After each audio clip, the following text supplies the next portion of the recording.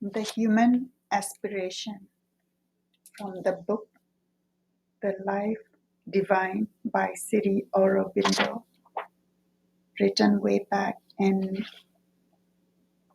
1914.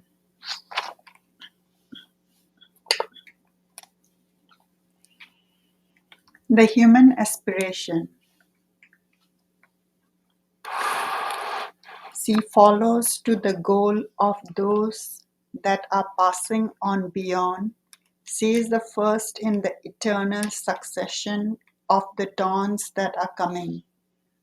Usha widens, bringing out that what lives, awakening someone who was dead. What is her scope when she harmonizes with the dawns that shone out before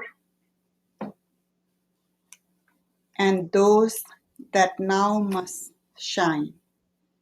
She desires the ancient mornings and fulfills their light. Projecting forwards her illumination, she enters into communion with the rest that are to come.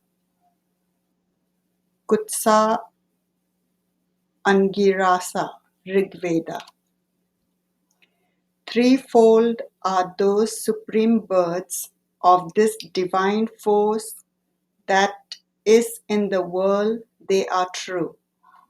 They are desirable. He moves there, white overt within the infinite, and shines pure, luminous, and fulfilling. That which is immortal in mortals and possessed of the truth is a God and established inwardly as an energy working out in our divine powers. Become high uplifted, O strength, pierce all veils, manifest in us the things of the Godhead. Vamadeva Rigveda.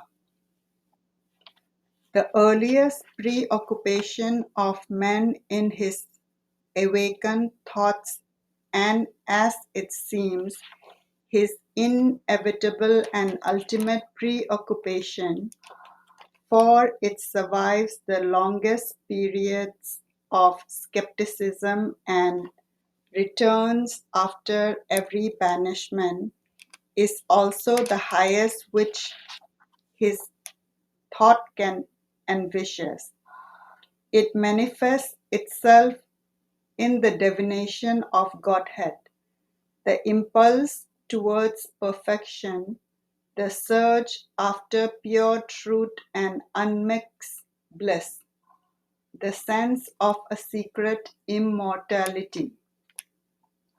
The ancient dawns of human knowledge have left us their witness to this constant aspiration. Today, we see a humanity satiated but not satisfied by victorious analysis of the externalities of nature, preparing to return to its primeval longings. The earliest formula of wisdom promises to be its last: God, light, freedom, immortality.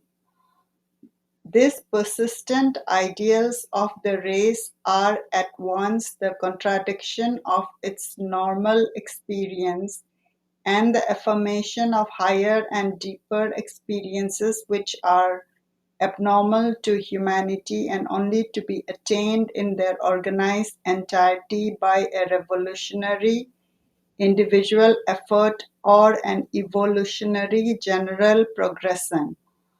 To know, possess, and be the divine being in an animal and egoistic consciousness, to convert our twilight or obscure physical mentality into the planetary supramental illumination, to build peace and a self-existent bliss where there is only a stress of transitory satisfactions be seized by physical pain and emotional suffering to establish an infinite freedom in a world which presents itself as a group of mechanical necessities, to discover and realize the immortal life in a body subjected to death and a constant mutation that is offered to us as the manifestation of God in matter and the goal of nature in her terrestrial evolution.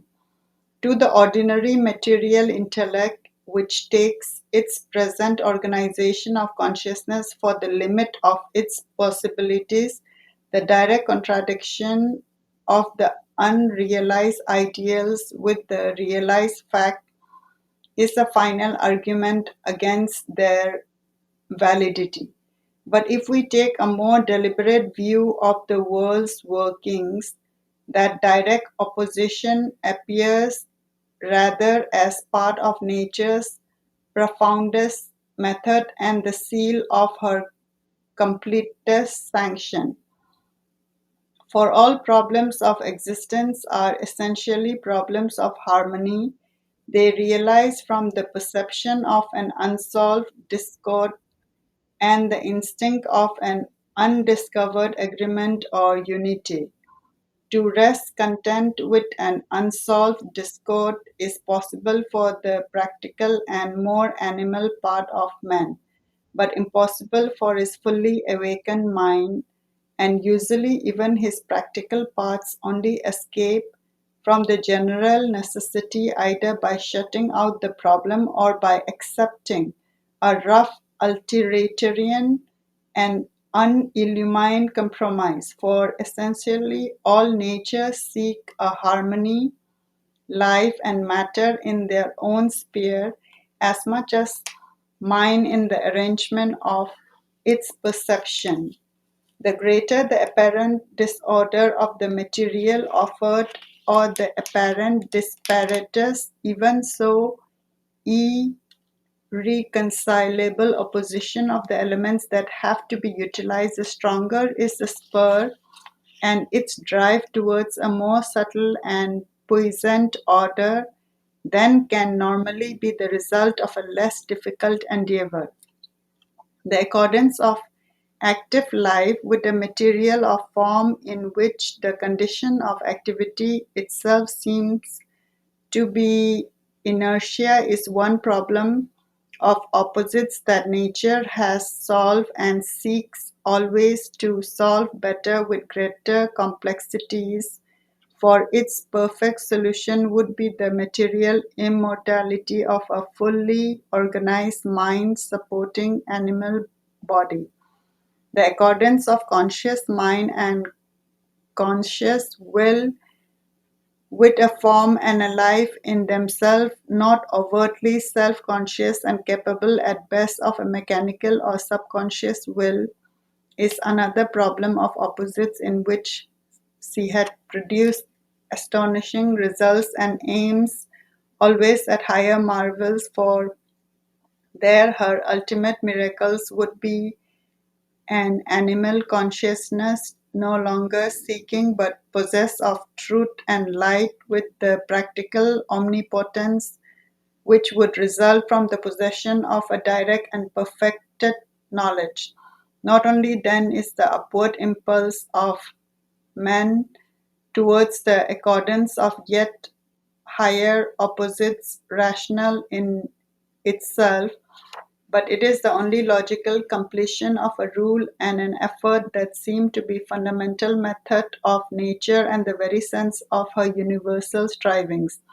We speak of the evolution of life in matter, the evolution of men of mind in matter, but evolution is a word which merely states the phenomenon without explaining it.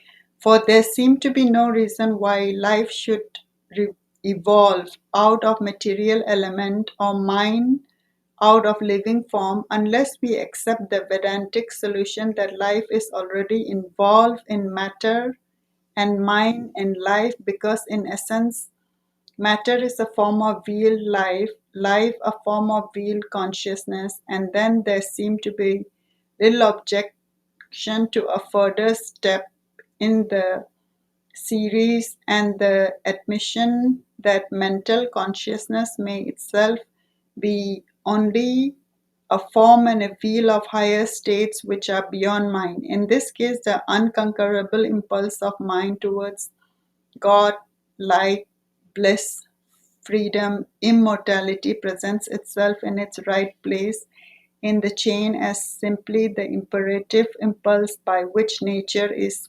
seeking to evolve beyond mind and appears to be as natural, true, and just as the impulse towards life which she has planted in certain forms of matter, or the impulse towards mind where she has planted in certain forms of life.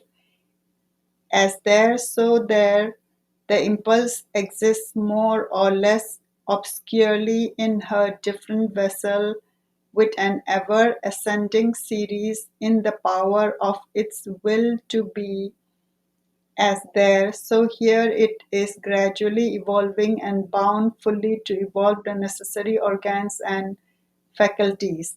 As the impulse towards mind ranges from the more sensitive reactions of life in the metal and the plant up to its full organization in man, so in man himself there is the same ascending series, the preparation, if nothing more, of a higher and divine life.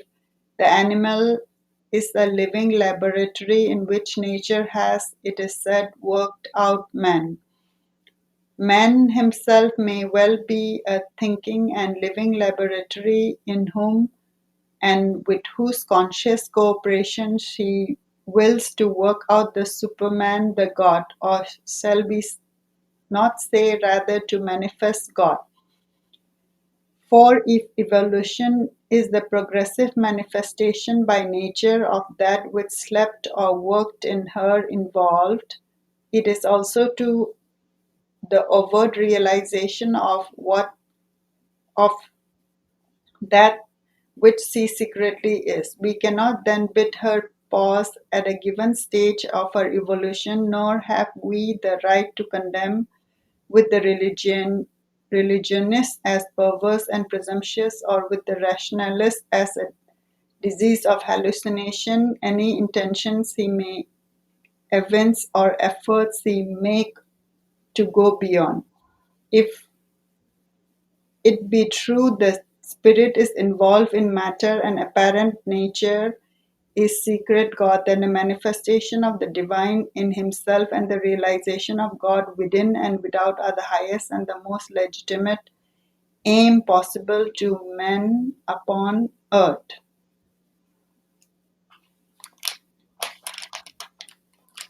Okay, let me repeat that.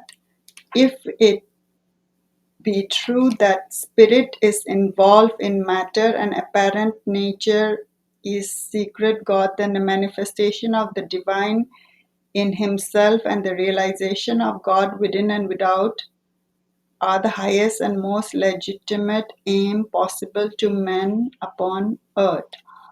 Thus, the eternal paradox and eternal truth of a divine life in an animal body and immortal aspiration of reality inhabiting a mortal tenement, a single and universal consciousness representing itself in limited minds and divided egos, a transcendent, indefinable, timeless, and spaceless being who alone renders time and space and cosmos possible. And in all this, the highest truth realization by the lower term justify themselves to the deliberate reason as well as to the persistent instinct or intuition of mankind. Attempts are sometimes made to have done finally with questioning, which have so often been declared insoluble by logical thoughts, and to persuade men to limit their mental activities to the practical and immediate problems of their material existence in the universe. But such evasions are never permanent in their effect. Mankind returns from them with a more vehement impulse of inquiry or more violent hunger for an immediate solution. By that hunger, mysticism, prophets, and new religion arise to replace the old that have been destroyed or stripped of significance by a skepticism which itself could not satisfy because, although its business was inquiry, it was unwilling sufficient to inquire. The attempt to deny or stifle a truth because it is yet obscure in its outward workings and too often represented by obscurantist superstition or a crude faith, is itself a kind of obscurantism. The will to escape from a cosmic necessity because it is arduous, difficult to justify by immediate tangible results, slow in regulating its operation, must turn out eventually to have been no acceptance of the truth of nature, but a revolt against the secret, mightier will of the Great Mother. It is better and more rational to accept what she will not allow us as a race to reject and lift it from the space of blind instinct, obscure intuition, and random aspiration into the light of reason and an instructed and consciously self-guiding will, and if there is any higher light of illumined intuition or self-revealing truth which is now in men, either obstructed and inoperative or works with intermittent glancing as if from behind a veil and with occasional display as of the northern lights in our material skies, then there also we need not fear to aspire, for it is likely that such is the next higher state of consciousness for which mind is only a form and veil, and though the splendor of that light may lie the path of our progressive self-enlargement into whatever higher state is humanity's ultimate resting place.